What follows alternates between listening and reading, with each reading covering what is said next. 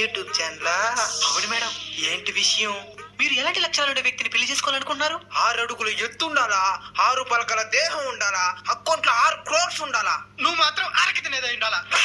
ఇవాళ కొంచెం దూరం పోయి మాట్లాడు ఫోను. నువ్వే దొరకబో. 6 crores అమ్మాయిని దూరం పోమంటావా? ఇంత మనకి ఎందుకు మేడం? పెళ్లి అయిన తర్వాత మీ అత్త మామల్ని మీరు ఏ విధంగా చూసుకుంటారు? అత్తమావులు ఏం చూసుకునేది? పెళ్ళైన మరచాను వాళ్ళు వృద్ధాశ్రమంలో ఉండాలా. నువ్వు ఆఫ్రికాలో ఉండాలా. లేక ఇంటర్వ్యూ చేస్తున్నారా? కొంచెం దూరం పోయి మాట్లాడరా. ట్రెండ్ అయితే శ్రీదేవి డ్రామా కంపెనీ పిలుస్తారా? మేడం మీరు చెప్పిన లక్షణాలతో ఏ అబ్బాయి దొరకపోతే పెళ్లి చేసుకోకుండా అట్లే ఉండిపోతారా? అటట్టు ఉండేది. ఎవరినో ఒకరిని చేసుకోవద్దే.